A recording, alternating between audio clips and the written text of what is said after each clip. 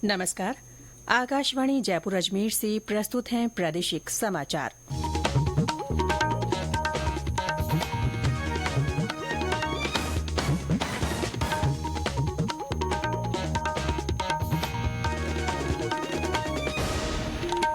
मुख्य समाचार।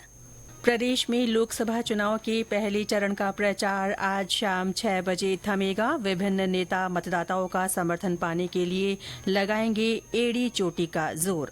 प्रधानमंत्री नरेंद्र मोदी ने सिविल सेवा परीक्षा 2023 में सफल उम्मीदवारों को बधाई दी। कहा, उनके प्रयास आने वाले समय में देश के भविष्य को देंगे नया आकार।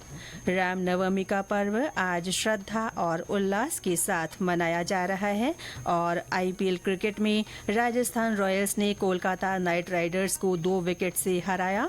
अंक तालिका में शीर्ष पर।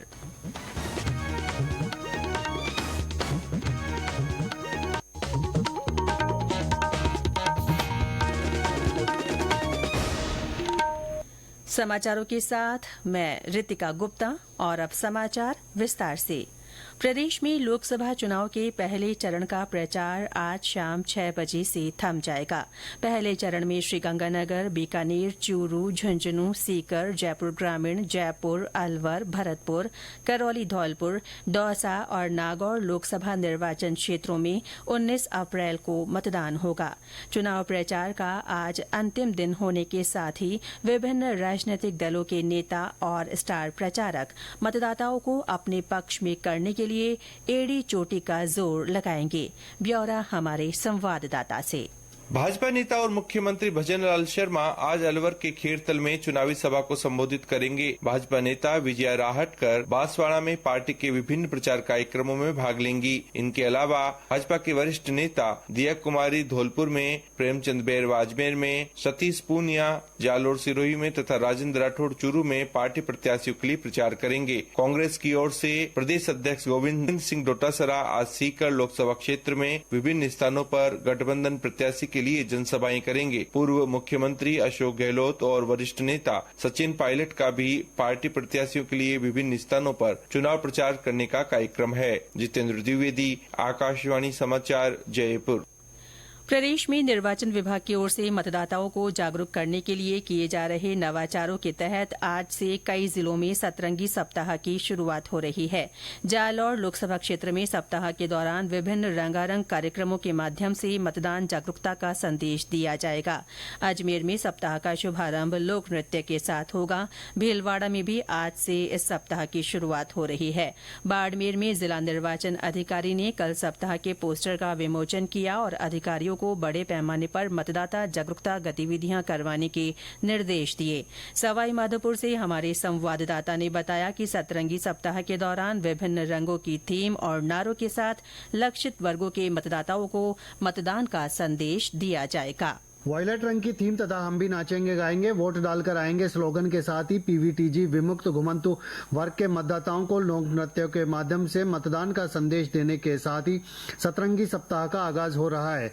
स्वीप प्रभारी हरिराम मीणा ने बताया कि आगामी दिनों में विभिन्न रंगों की थीम, स्लोगन तथा बैंड वादन, मतदाता रैली, वॉकथॉन, ट्राईसाइकिल रैली, मानव श्रृंखला, यूथ रैली, रंगोली और महिला मार्च जैसे कार्यक्रमों के माध्यम से समाज के विभिन्न वर्ग के मतदाताओं को मतदान का संदेश दिया जाए। मैं हरिराम मीणा।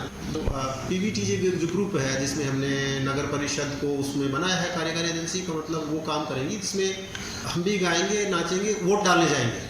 इसी तरीके से दूसरे दिन श्रम विभाग के लिए रखा है जो श्रमिकों में जागृति, जन जागृति फैलाएंगे, जिसमें उसका थीम रखा गया अंगुली पर निशान एक राष्ट्र के नाम पे, जिसमें अपने श्रमिक भाइयों की भी भागीदारी सुनिश्चित की जाएगी। इसी तरीके से जो तीसरे दिन की बात है वो सर्विस वोटर्स के लिए रहेगा, जो जिसमें कर्तव्य पथ पर राष्ट्र के हित में इस तरीके की जो लगातार जो 7 दिन के साथ एक्टिविटी है वो की जाएंगी। तो हमारा इस सतरंगी सप्ताह का मुख्य उद्देश्य यही है कि ज़्यादा से ज़्यादा समाज के सभी वर्ग को के लिए कार्यक्रम है, उनको हम जोड़ें, चाहे वो श्रमिक वर्ग है, चाहे पीवीटीजी वर्ग है, चाहे सर्विस वर्ग है और चाहे कोई अन्य सब वर्ग है। सप्ताह भर में आयोजित होने वाले रंग बिरंगे अंदाज से लोकतंत्र के इस महापर्व में मतदाताओं की भागीदारी सुनिश्चित करने के साथ ही मतदान का प्रतिशत बढ़ाने के प्रयास भी किए जाएंगे। सतीश वर्मा, आकाशवाणी समाचार, सवाई माधोपुर।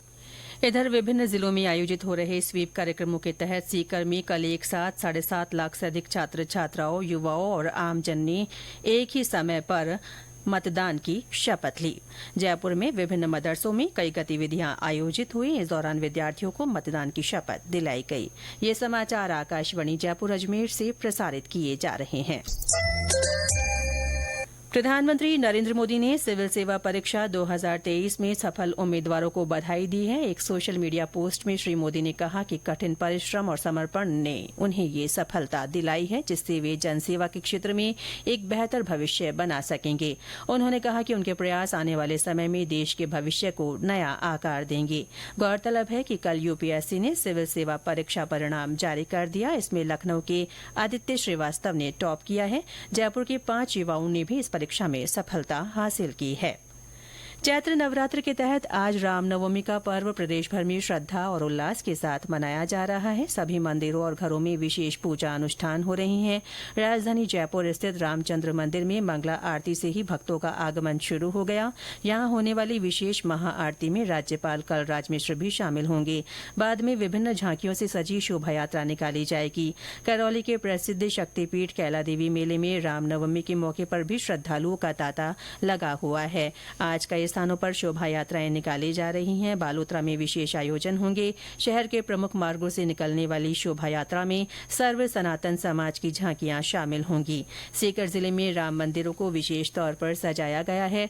बाड़मेर में हाई स्कूल मैदान से शोभा यात्रा निकाली जाएगी। शोभा यात्रा का जगह जगह स्वागत किया जाएगा। जैसलमेर में भी शोभा यात्रा का आयोजन होगा। सवाई माधोपुर के चौथ माता मंदिर में विशेष पूजा अनुष्ठान हो रहे हैं। वहां भी शोभा यात्रा का आयोजन किया जाएगा। इसके लिए जगह जगह झंडे और तोरण द्वार भी लगाए गए हैं।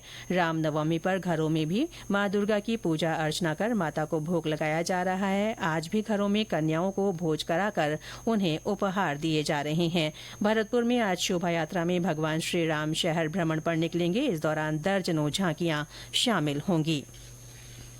आईपीएल क्रिकेट में राजस्थान रॉयल्स ने कल कोलकाता नाइट राइडर्स को 2 विकेट से हरा दिया। कोलकाता के ईडन गार्डन में राजस्थान रॉयल्स के कप्तान संजू सैमसन ने टॉस जीतकर गेंदबाजी करने का फैसला किया। कोलकाता ने निर्धारित 20 ओवर में 6 विकेट पर 223 रन बनाए। राजस्थान रॉयल्स ने 8 विकेट के नुकसान पर 224 रन बनाकर मैच जीत लिया।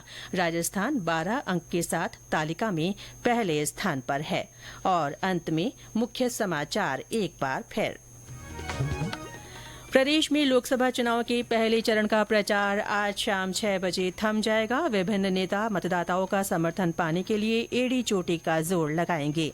प्रधानमंत्री नरेंद्र मोदी ने सिविल सेवा परीक्षा 2023 में सफल उम्मीदवारों को बधाई दी है। उन्होंने कहा कि उम्मीदवारों के प्रयास आने वाले समय में देश के भविष्य को नया आकार देंगे। रामनवमी का पर्व आज श्रद्धा और उल्लास के साथ मनाया जा रहा है। और आईपीएल क्रिकेट में राजस्थान रॉयल्स ने कोलकाता नाइट राइडर्स को 2 विकेट से हराया। राजस्थान की टीम अंक तालिका में शीर्ष पर बनी हुई है। इसके साथ ही प्रादेशिक समाचार बुलेटिन समाप्त हुआ। नमस्कार।